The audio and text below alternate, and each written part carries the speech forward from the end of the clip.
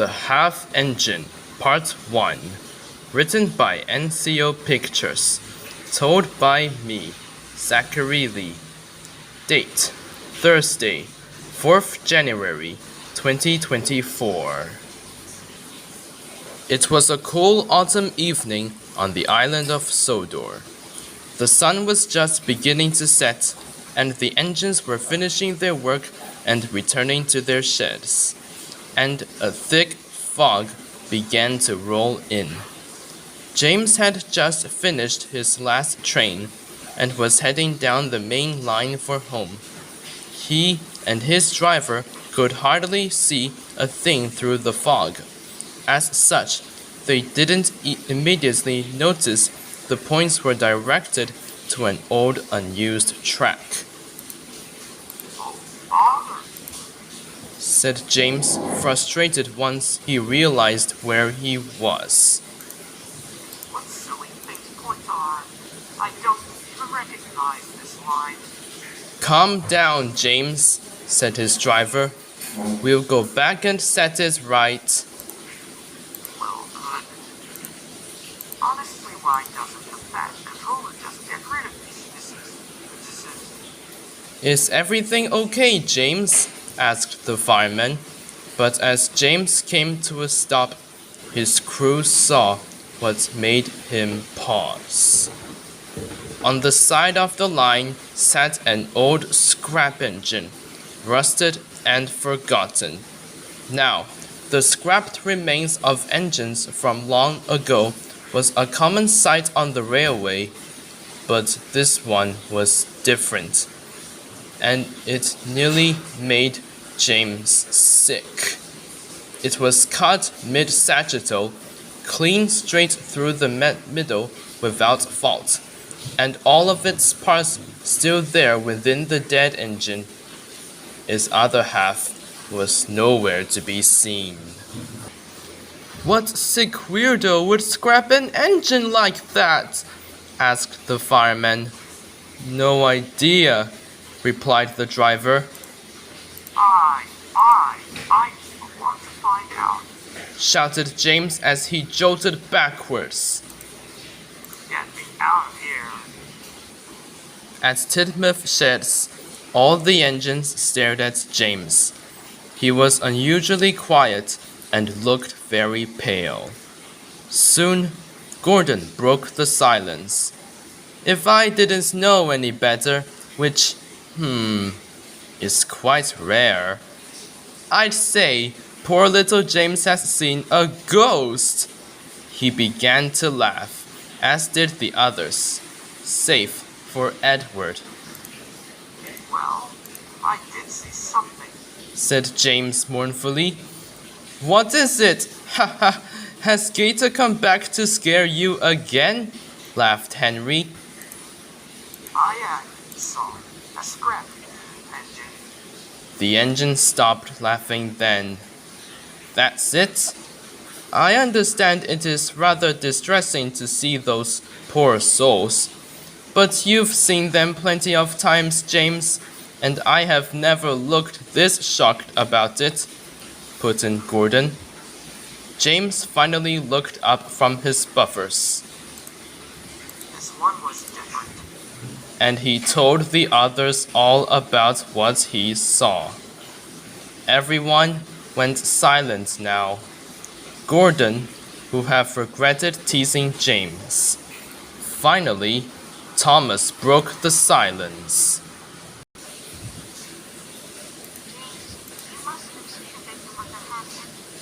James went red in the face. I cannot believe you're teasing tonight, Thomas. Thomas just frowned. I'm not teasing James. I know why that engine is like that. Edward, who had known Thomas for far longer, recognized he was being serious.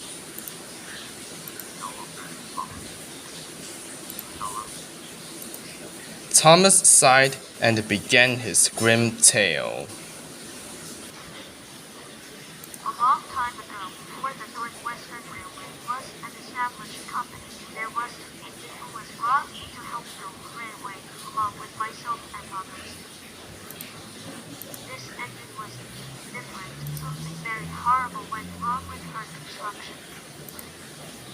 had only half of her face, the other half being her slumbox door.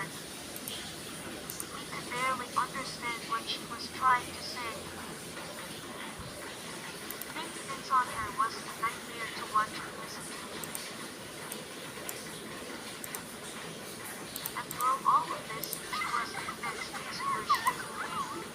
Her cries and waits for the pain to go away were so hard that even the other victims could hardly stomach it at night.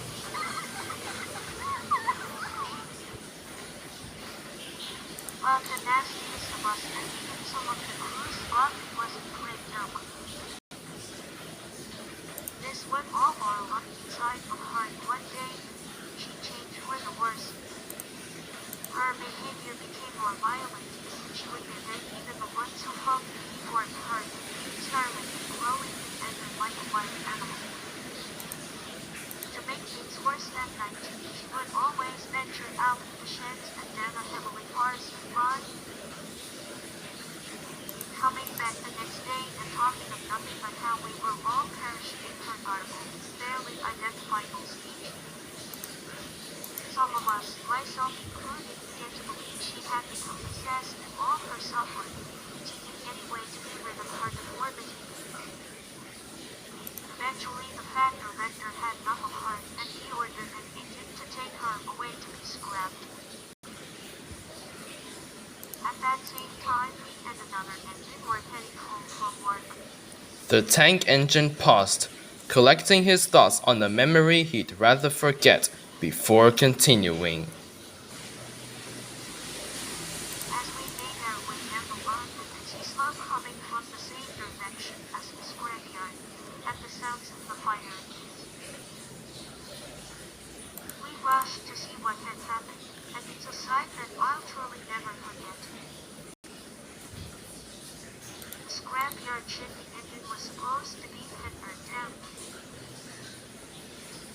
But the worst part was, the engine's body was nowhere to be found.